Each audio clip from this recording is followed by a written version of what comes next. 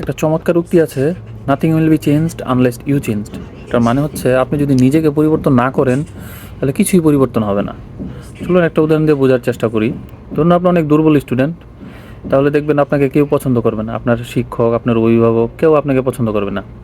যদি আপনি কঠোর পরিশ্রমের মাধ্যমে নিজেকে পরিবর্তন করেন এবং ভালো রেজাল্ট করেন, এরপরই দেখবেন আপনার টিচার আপনাকে পছন্দ করা শুরু করেছে, আপনার অভিভাবক আপনাকে পছন্দ করা শুরু করেছে।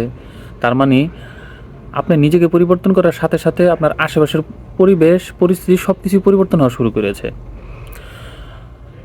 আরেকটু ডিপলি চিন্তা করি, যদি আপনার কঠোর পরিশ্রম করে আপনি যদি অনেক টাকা পয়সা ইনকাম করেন, দেখবেন আপনার গুরুত্ব বেড়ে গেছে সবার কাছে, আপনাকে সবাই গুরুত্ব দিচ্ছে, আপনার অবস্থান অনেক পরিবর্তন হয়ে যাবে।